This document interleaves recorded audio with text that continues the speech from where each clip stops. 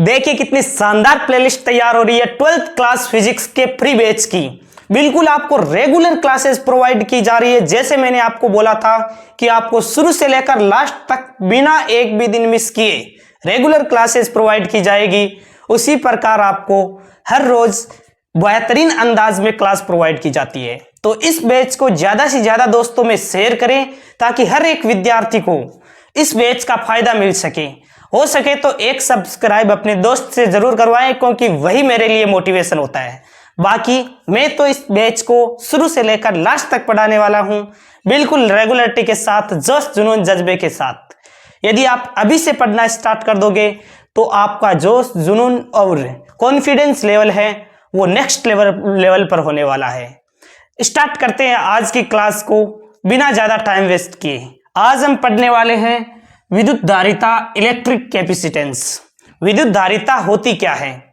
तो किसी भी चालक के आवेश संग्रहित करने की क्षमता को ही विद्युत धारिता कहते हैं। यानी कहने का मतलब है कोई भी चालक कितना आवेश अपने अंदर संग्रहित कर सकता है, वही उसकी धारिता होती है।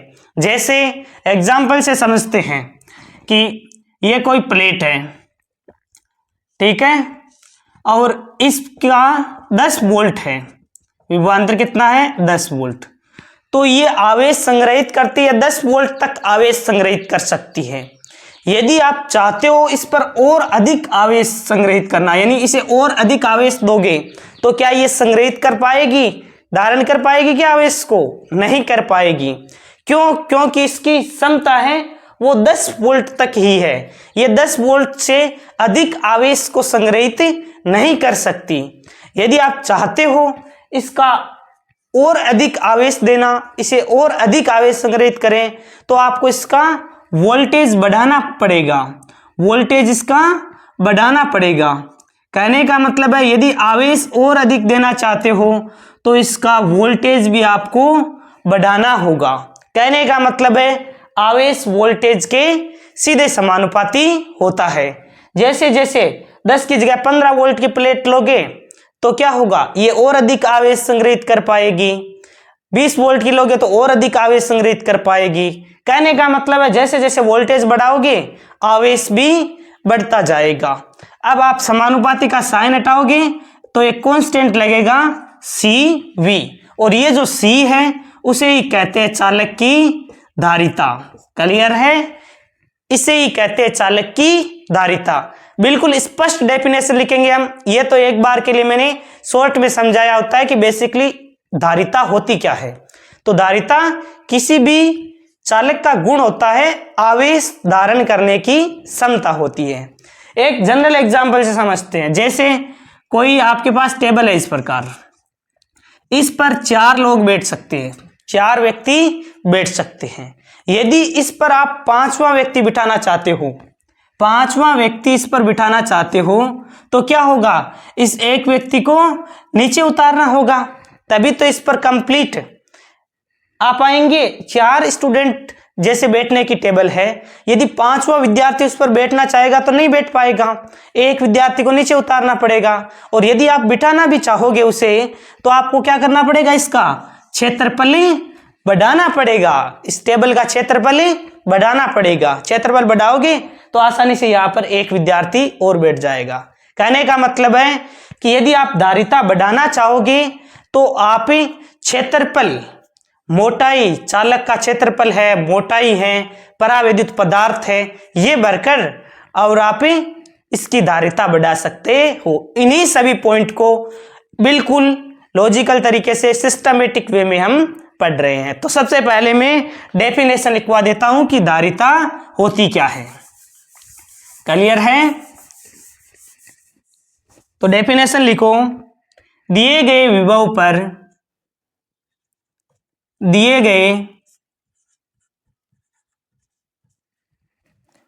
पर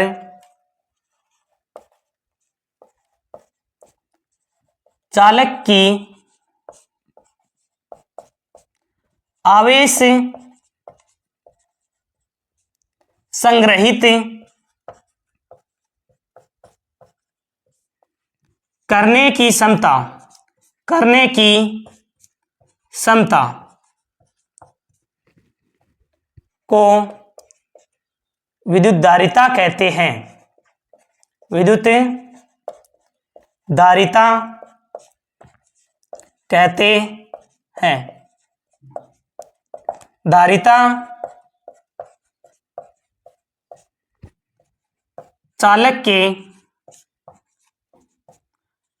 आवेश धारण करने की क्षमता ही होती है। आवेश धारण करने की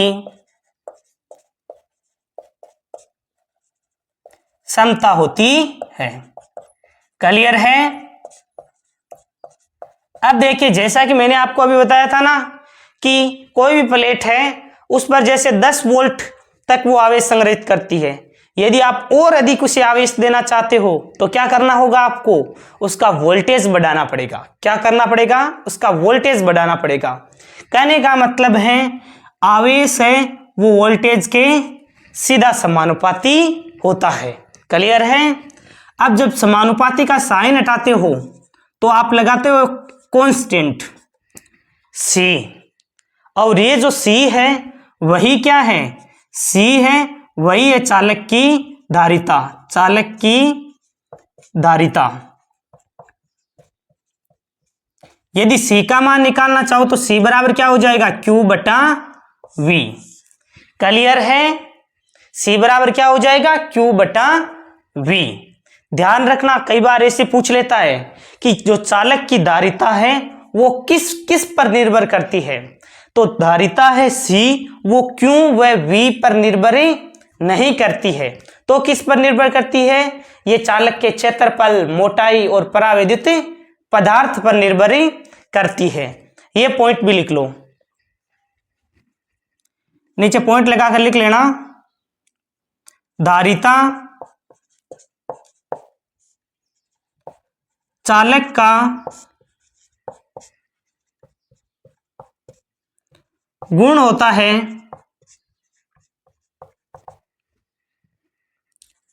धारिता आवेश Q व विभवांतर V पर निर्भर नहीं करती है। नहीं करती है। तीसरा पॉइंट क्या लिखोगे कि धारिता किस पर निर्भर करती है? फिर चालक के क्षेत्रफल, मोटाई व परावैद्युत पदार्थ पर निर्भर करती है। तो लिखो धारिता चालक के क्षेत्रफल, मोटाई व परावैद्युत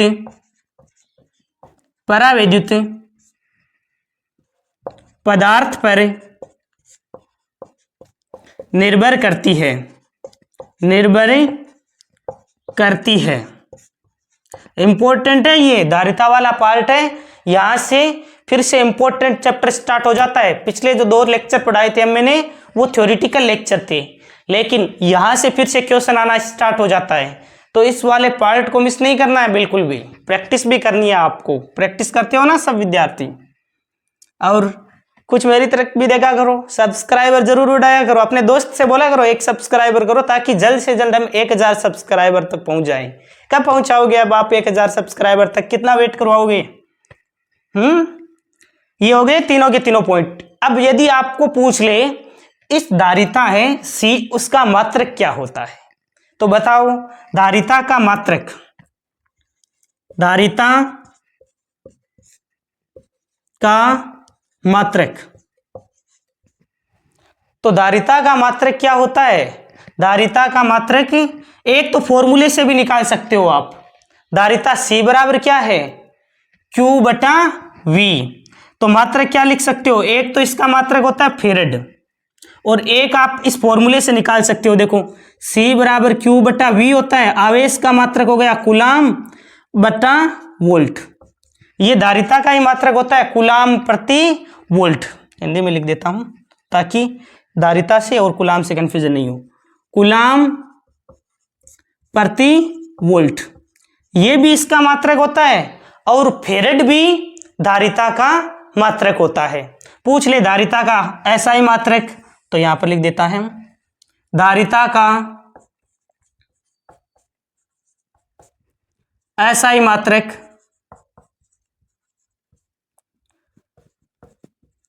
फेरेड होता है।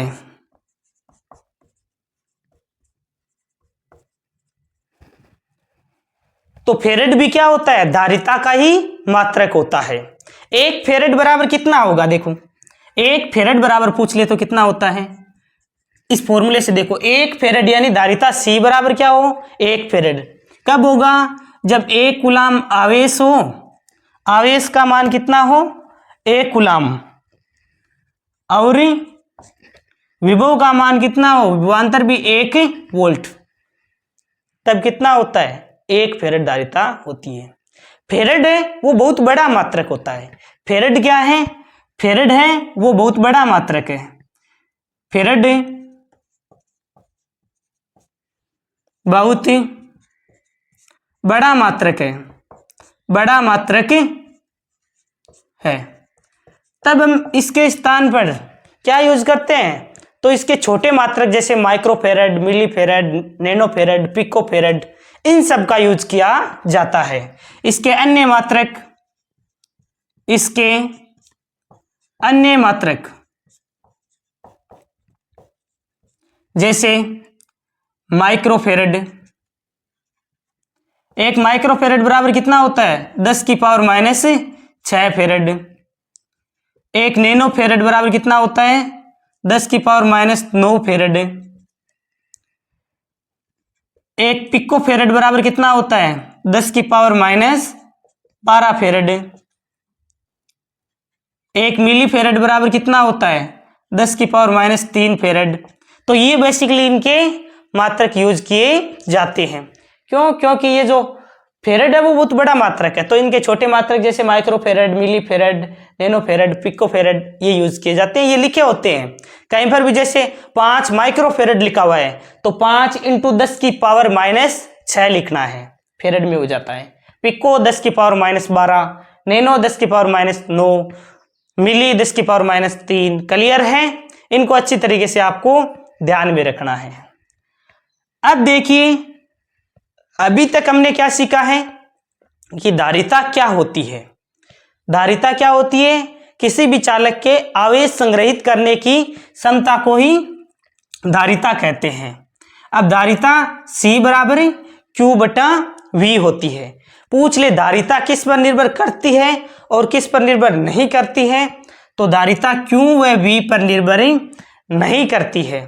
तो किस पर निर्भर करती है, तो धारिता है वह चालक के क्षेत्रफल पर, मोटाई पर व परावैद्युत पदार्थ पर निर्भर करती है।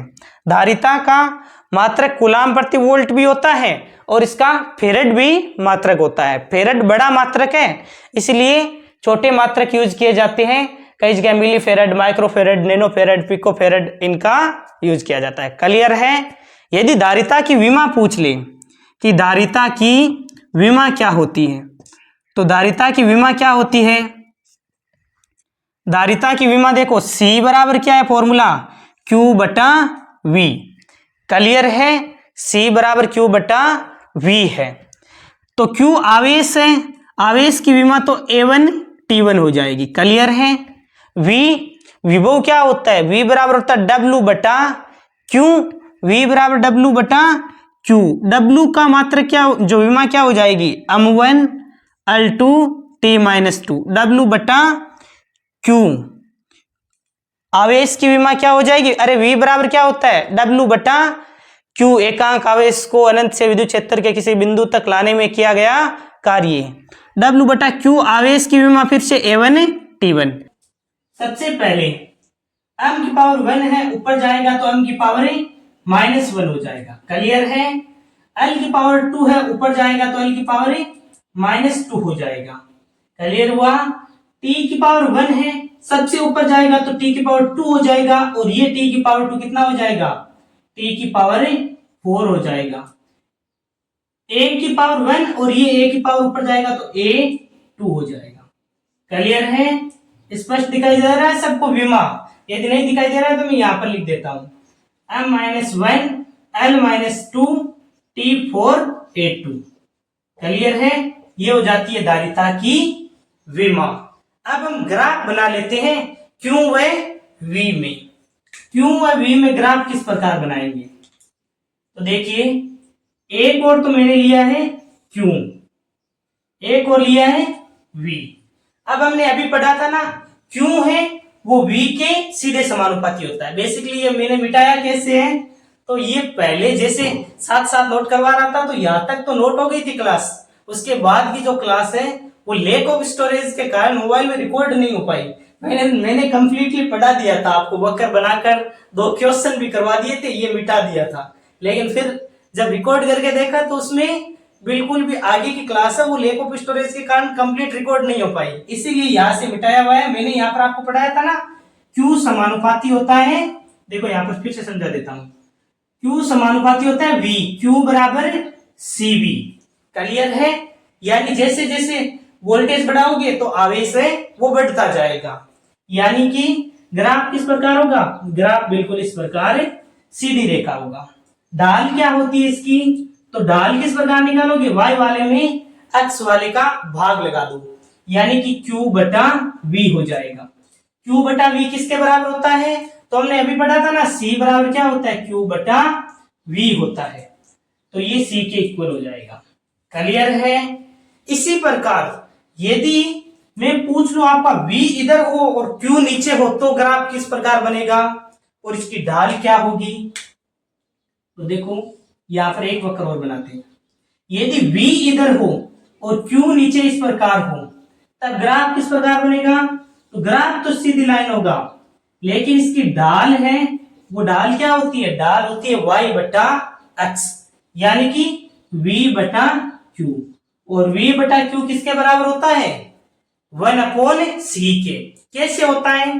तो c बराबर क्या है? q बटा v। तो v बटा q उल्टा करोगे तो किसके बराबर हो जाएगा?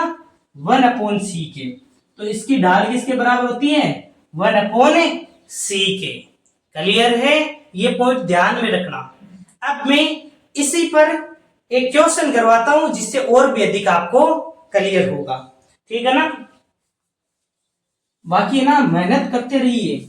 आप अभी से यदि मेहनत करना स्टार्ट कर दोगे, जबरदस्त मेहनत करना स्टार्ट कर दोगे ना, तो आप नेक्स्ट की लेवल की तैयारी कर लोगे कुछ ही मंथ में।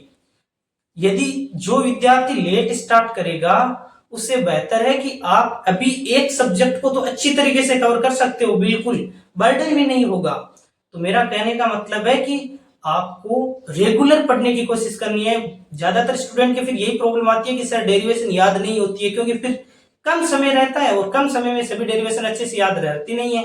डेरिवेशन को जितना ज्यादा प्रैक्टिस करोगे उतना ही बेहतर तरीके से याद रहता रह जाएगा। इसलिए मैं यहाँ से अभी रेगुलर आपको छोटे छोटे वीडियोज के माध्यम से क्लासेस प्रोवाइड कर रहा हूँ। ठीक है ना?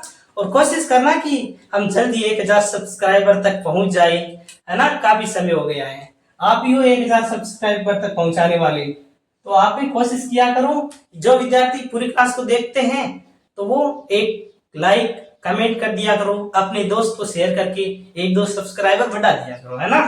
वही तो मोटिवेशन होता है मेरे लिए। क्वेश्चन लिखो एक, दिए गए